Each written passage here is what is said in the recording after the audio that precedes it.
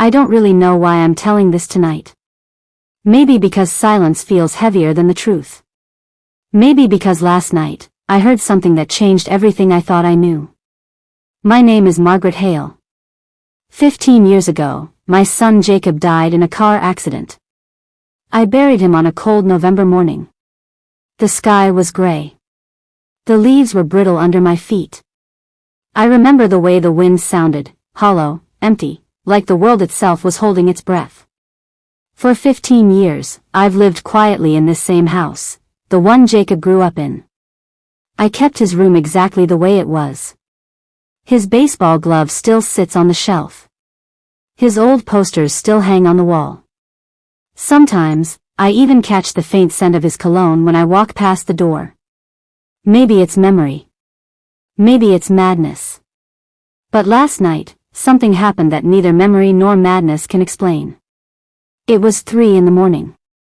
The house was silent except for the soft hum of the refrigerator and the ticking of the old clock in the hallway. I woke up because my phone was ringing. At first, I ignored it. Who would be calling me at that hour? But when it didn't stop, I reached for it, half asleep, eyes barely open. And then, I saw the name glowing on the screen. Jacob Hale. My hands went cold. I couldn't breathe. That name hadn't appeared on my screen in 15 years. I deleted his number the day after the funeral. Still, it was there. Clear as day. The same contact photo, him smiling in that old blue hoodie, staring back at me. I thought maybe it was some kind of cruel prank. Some scam. Some glitch. But then, the phone rang again. And my heart, my foolish, aching heart, made me answer. I pressed the green button. At first, I heard nothing. Just static. Soft. Uneven. Like a weak signal from far away. Then I heard it. Mom. The voice was faint. Shaking. It wasn't a recording. It wasn't robotic. It was him. Mom, help me. And then the line went dead. For a long time, I sat there frozen, the phone still in my hand. The silence after that call felt heavier than anything I'd ever known. I wanted to believe it was a dream. But I wasn't dreaming. The call log was still there, one missed call from Jacob Hale. I didn't sleep for the rest of the night. I just sat on this very sofa, staring at that name on my screen. Every second that passed felt like the air in the room was growing thinner. By dawn, I convinced myself it had to be some strange coincidence, maybe a recycled phone number, maybe someone using his old contact. But deep down, I knew that voice. It wasn't an echo or imagination. It was Jacob. When the morning came, I called the number back. My hands were shaking so badly, I could barely press the buttons. It rang once. Twice. Then, a mechanical voice. This number is no longer in service. I called again. Same thing. I checked the number carefully. It wasn't a new one. It was the same, the one he used back when he was alive. The one I deleted years ago. But somehow, it called me. All day, I couldn't stop thinking about that voice. The way he said my name. The way he sounded scared. Jacob wasn't a fearful boy. He was brave, sometimes too brave. The kind of boy who would defend anyone, even strangers. He used to tell me, "Mom, you don't have to worry about me. I'll always find my way home." But he didn't. He never came home that night. The police said his car skidded off the old bridge near Millstone Creek. They said he must have lost control in the rain. But I always wondered. Because they never found his phone. They found his wallet. His jacket. His bracelet. But not the phone. And now, 15 years later, that same missing phone somehow called me. I tried telling myself it was impossible, until I noticed something else that same morning. The photo frame on the mantel, the one of him at graduation, had fallen face down during the night. And the candle next to it was still flickering. I hadn't lit that candle in months. That's when I realized, maybe this wasn't just about a phone call. Maybe something, or someone, was trying to reach me. I didn't tell anyone at first. People already think grief makes you strange. But later that evening, when the sky began to darken again, I did something I hadn't done in years. I went upstairs, and opened Jacob's old room. The moment I stepped inside, I felt it. The air shifted. Cooler. Denser. Everything was just as he left it, his bed unmade, his sneakers by the window, the faint scent of his cologne. And then I noticed something new. On his desk lay his old phone. The one they said was never found. It was dusty. The screen cracked. But it was his. I picked it up. My fingers trembled so badly, I could hardly hold it. The screen lit up for a split second, and there it was again. One missed call, 3 a.m. From my number. That's when I stopped breathing. Because if that phone had called me, then who, or what, had answered? I don't remember how long I stood there, staring at that cracked screen. The light from it flickered across Jacob's posters, his books, the dust hanging in the air like quiet ghosts. It didn't make sense. That phone had been lost the night he died. And yet, there it was, lying on his desk as if someone had placed it there gently, recently. My heart kept whispering one thing. He's here. I know how that sounds. A mother, alone too long, chasing the echoes of her grief. But when you lose someone you love, you start noticing the smallest things, a faint sound, a shift in the air, things no one else would hear. I pressed the power button again. The screen blinked once, then went dark. The battery was dead. Still, I couldn't let go of it. I held that phone all evening, as if it were a fragile piece of him that had come back. And then, just before midnight, something strange happened again. From the hallway, I heard a soft vibration. Not from my phone. From his. It was faint, muffled, but unmistakable. A buzz, a pulse, the sound of a phone coming to life. The screen glowed weakly, cracked lines shining like veins of light. And a message appeared. Mom, please don't let him in. I froze. The room was still, but I could feel every hair on my arm rise. Don't let who in? What did it mean? Before I could react, the screen went dark again. I wanted to run, to call someone, to do anything but stand there, but fear has a way of making your feet forget how to move. For a long time, I just stood by the doorway, clutching the phone, staring into that room that suddenly felt alive again. When I finally walked downstairs, every step creaked louder than it should have. The house felt different, heavier somehow. Then came the knock. Soft at first. 3 gentle taps. I told myself it must be the wind, or a branch, or maybe a neighbor. But no one knocks at 12:15 a.m. in the middle of a storm. Another knock. This time harder. My stomach tightened. I went to the door, my fingers trembling as I reached for the lock. The porch light flickered, throwing shadows across the glass. And then I saw it. A figure standing in the rain. Tall. Still. Head tilted slightly toward the door. Something inside me said not to open it. My heart whispered Jacob's last message again, don't let him in. The figure didn't move. Didn't speak. Just stood there. And then the phone in my hand vibrated again. One new message. He's not me. I dropped the phone. When I looked up, the figure was gone. Only the rain remained, tapping against the windows, whispering across the porch. I locked every door that night. Every window. But I didn't sleep. At 3 a.m., I heard the sound again, not a call this time, but a faint, rhythmic tapping from upstairs. Jacob's room.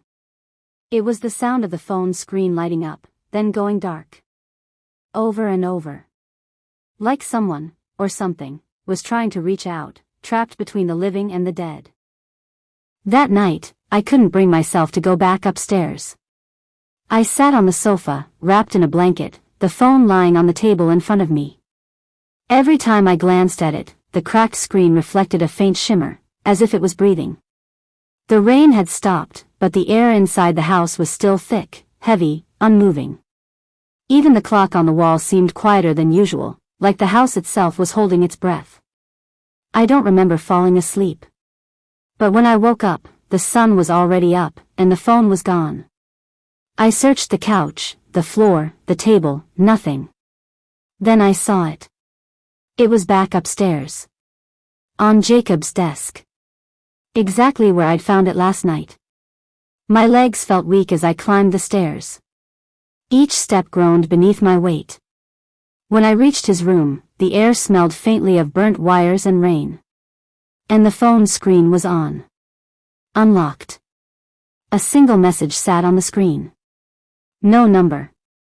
No sender. Just the words. He knows.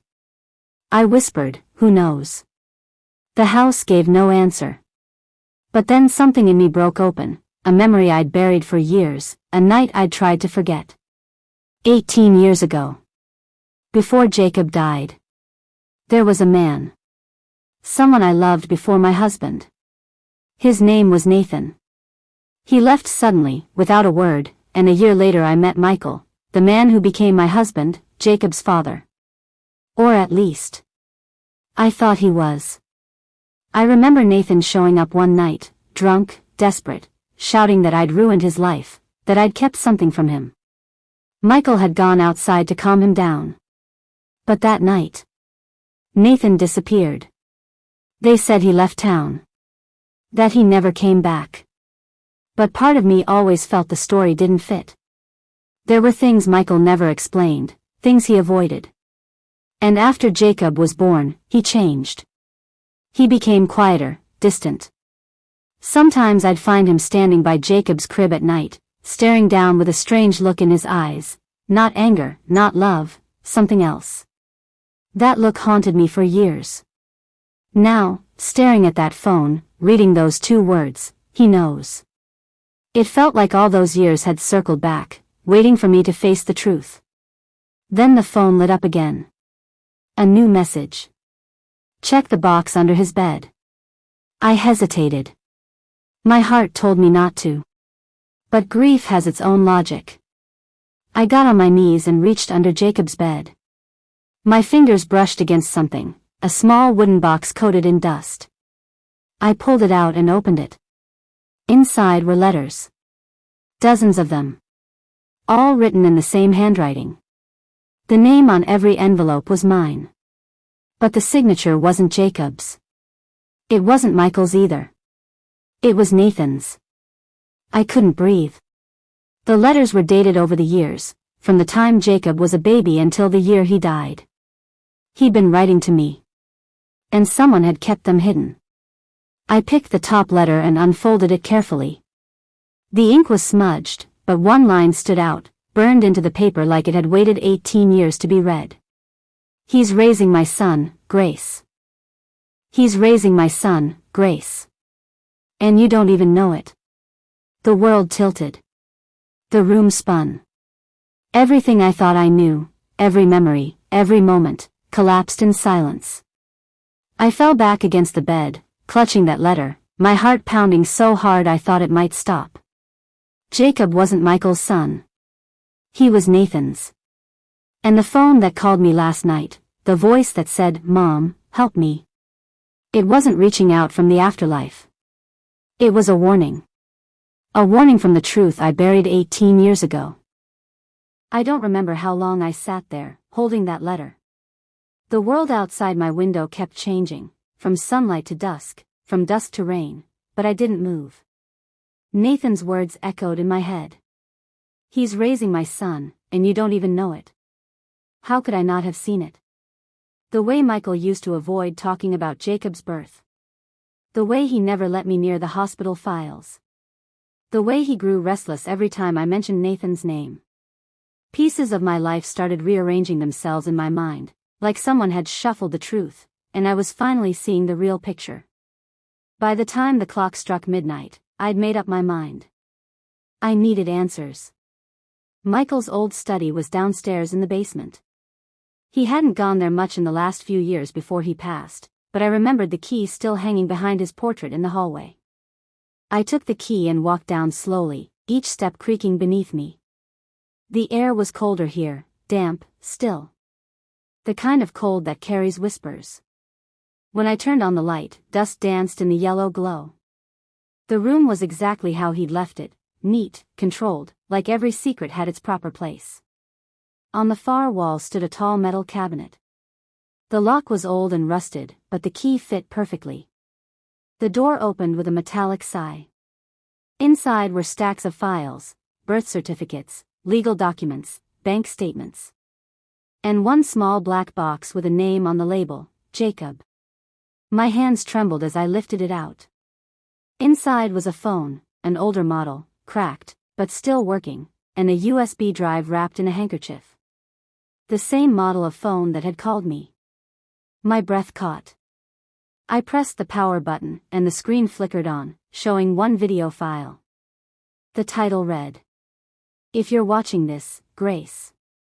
My throat tightened. I tapped play.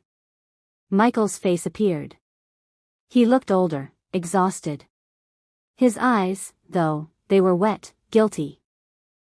"Grace," he began softly, "I never wanted you to find out like this. But you deserve the truth." He paused, taking a shaky breath. "Nathan came here that night, the night he disappeared, because he'd learned the truth about Jacob. He wanted to take him away. We argued. He tried to leave, but he fell. I swear, I didn't mean to." The video crackled. The screen flickered. Then I heard it, a faint sound behind Michael's voice. A child's laughter. Jacob's laughter. He turned toward it, startled. And then the video cut off. My hands were shaking so violently that I dropped the phone. It hit the floor with a thud. From somewhere behind the wall, a faint sound answered. A thump. Then another. My breath hitched. The noise came from behind the cabinet. I pulled it away, dust rising around me like a ghostly fog. There, hidden behind it, was a door. A small one. Half-rotted, sealed with a metal latch.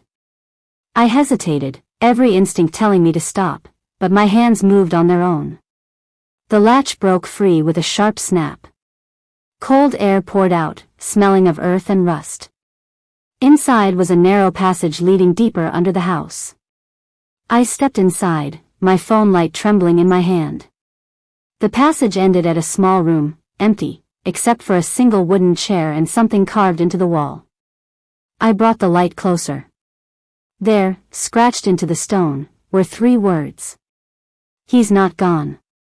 And beneath it, a faint, childlike handprint. Jacob's. I froze. The air in that hidden room was heavier than I'd ever felt before.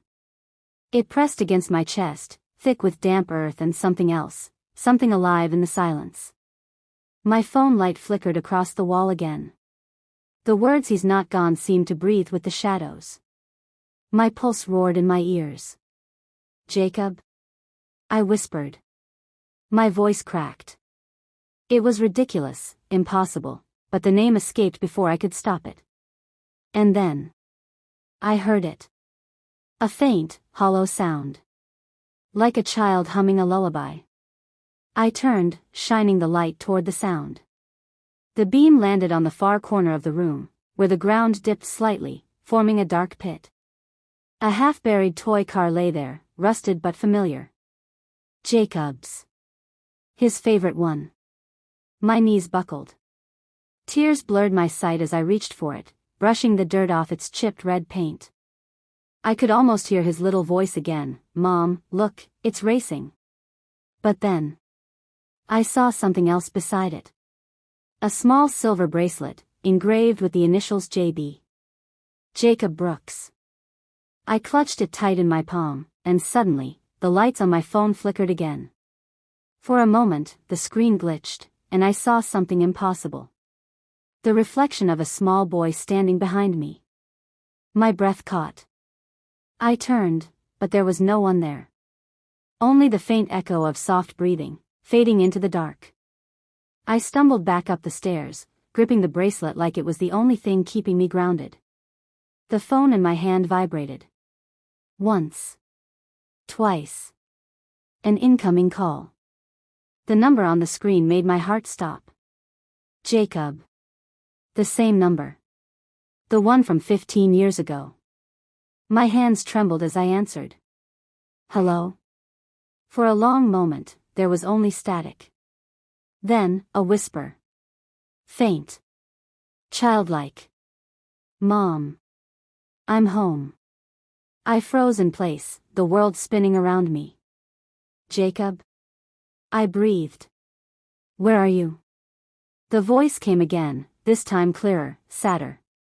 He didn't mean to hurt me. He just wanted to keep me close. The line crackled, and I could hear the sound of rain, and then, softly, the music of a piano. Michael's piano. I looked toward the living room, and there it was. The piano lid was open. The keys were pressing themselves, one by one, playing the same lullaby I used to sing to Jacob when he couldn't sleep. I fell to my knees, sobbing. Jacob, I'm so sorry. The music slowed. And then I heard the whisper one last time. I forgive you, Mom. The piano stopped. The light in the room flickered once more, and then went still. I sat there for hours, clutching the bracelet, until dawn filtered through the curtains. The house was quiet again, no more sounds, no more calls. But something inside me had changed. For the first time in 15 years, I felt peace. 2 days later, I buried the bracelet and toy car beneath the oak tree in our backyard, the same place Jacob used to play. As I covered the soil, the wind whispered through the leaves, soft and warm. And I swear, I heard his laughter. Not haunting. Just free. Maybe some ghosts don't come back to haunt us. Maybe they come back to heal what we broke. The morning after the storm, the house felt quieter than it ever had before. The kind of silence that wasn't empty, but full. Full of memories, of echoes, of the small sounds that once made this place home. I sat on the same old sofa where I'd waited that first night, the night my phone rang after 15 years. The sunlight streamed gently through the curtains, soft and golden, wrapping the room in calm. And for the first time, I wasn't afraid. I held my phone in my hands, the same one that had carried Jacob's voice back to me. Its screen was cracked now, maybe from the night I dropped it when I ran from the basement. But I didn't want to fix it. Some things are meant to stay a little broken. I opened the recorder app. A new file. And I whispered into it. Hey, sweetheart, it's Mom. My voice wavered, but I kept speaking. Softly. Slowly. Like he was right there in front of me, curled up with his blanket the way he used to. It's morning here. The sky looks clear again. The roses outside finally bloomed, you'd love them. Red ones, just like the ones you used to bring me from the garden, remember? A small smile formed through my tears. I never told you this, but, every year, on your birthday, I still bake that tiny vanilla cake you loved. I even light a candle. Not because I expect you to come back. But because I want you to know you're still here. You always will be. I paused, letting the air fill the space between my words. Then continued. When I found your toy car and bracelet, I knew that was your way of saying goodbye. And maybe I'm finally ready to say it too. I took a deep breath. Outside, a soft breeze moved through the trees. The chimes by the window swayed gently, their sound light and tender. You were the best thing that ever happened to me, Jacob. And I'm sorry for all the times I wasn't enough. But I promise, wherever you are now I'll be okay. I hit stop. And for a moment, I just sat there. Hands folded, eyes closed, heart steady. Then, without really thinking, I went to the backyard. The soil was still damp from the rain. I knelt beside the oak tree, where I'd buried his things, and placed the phone there, just above the spot. "Now you'll always hear me," I whispered. When I stood up, a small ray of sunlight broke through the clouds and landed right where I stood. Warm. Still. Silent. It felt like a goodbye. But also, like forgiveness. I looked toward the horizon, the morning stretching endlessly ahead. And I smiled. Not because the pain was gone, but because love had finally found its way home.